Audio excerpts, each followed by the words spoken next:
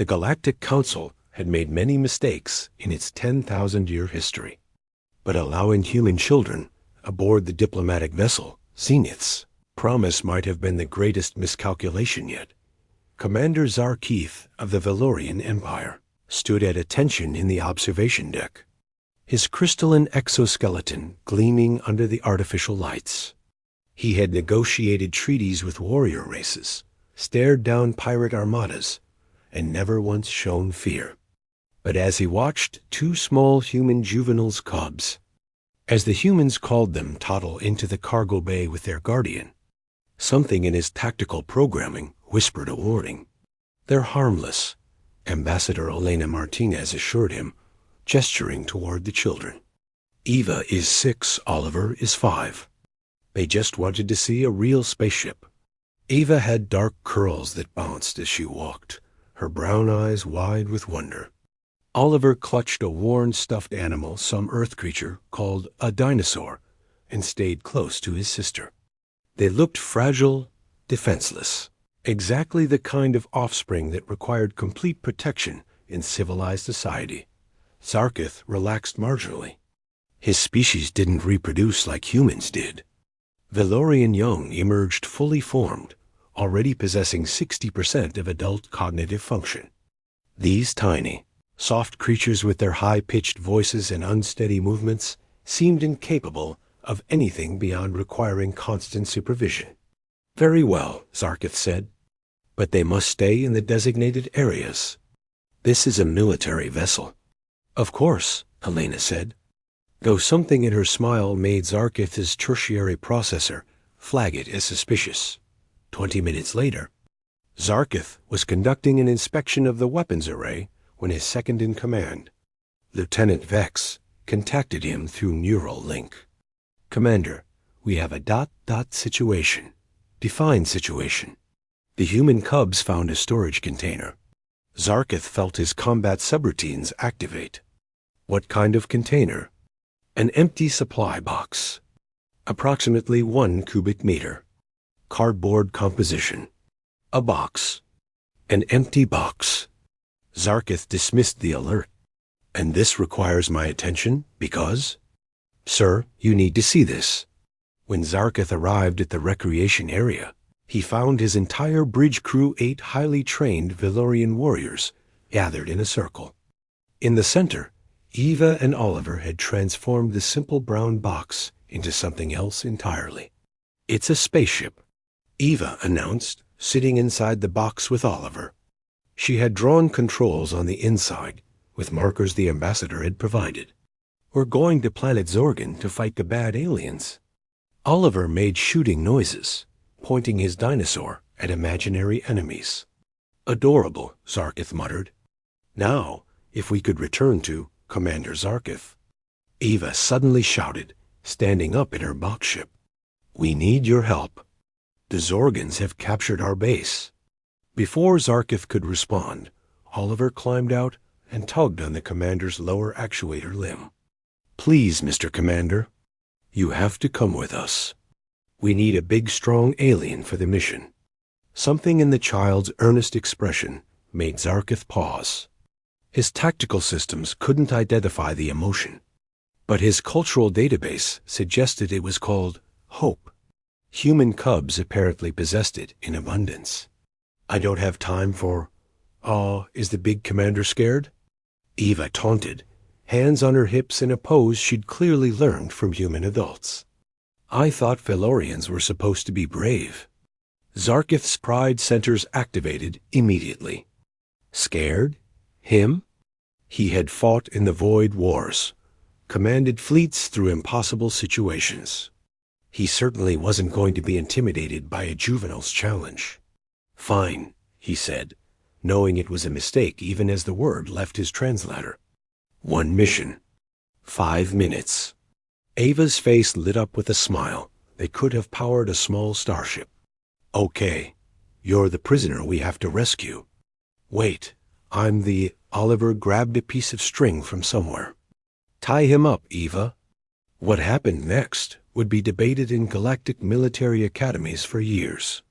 Somehow, through a combination of Ava's strategic planning, Oliver's enthusiastic support, and what could only be described as human cub energy, Commander Zarkith found himself sitting on the floor with string loosely wrapped around his torso, string he could have snapped with a single muscle flex, while two human children executed what they called Operation Rescue Commander. The box became a stealth ship. A plastic cup became a laser cannon. Oliver's dinosaur became their secret weapon, and Eva narrated the entire mission with a kind of tactical precision that would have impressed Zarkith S instructors at the academy. "We're approaching the Zorgan mothership," Eva whispered, crouching behind a chair. "Oliver, you take the left flank. I'll create a distraction." "Roger," Oliver whispered back, then burst into the open, making explosion sounds. Lieutenant Vex watched from the doorway, his optical sensors recording everything. The rest of the bridge crew had abandoned their posts to observe the spectacle. Ambassador Martinez leaned against the wall, her smile growing wider by the second. Eva defeated the imaginary Zorgans with a series of pew-pew sounds, then rushed to Zarkith's side. "Don't worry, Commander. We're here to save you." She untied the string with serious concentration, while Oliver stood guard with his dinosaur. "You're free," Eva declared. "Now we have to get back to base before the Zorgans send reinforcements." And Zarkith would never fully understand how it happened. Both children grabbed his hands and pulled. He could have resisted, should have resisted, but something in their absolute certainty that he would follow made him stand and allow himself to be led back to the cardboard box. "Quick, get in the ship," Oliver urged. "I cannot fit in? Pretend," Eva insisted.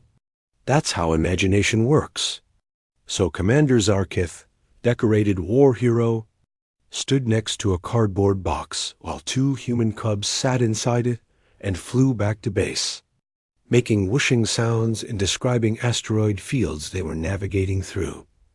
When they finally landed safely, Eva hopped out and saluted. "Mission accomplished, Commander." "You're safe now." Oliver saluted too, though his hand was backwards. Zarkith found himself returning the salute automatically. "Thank you, operatives. Excellent. Tactical execution."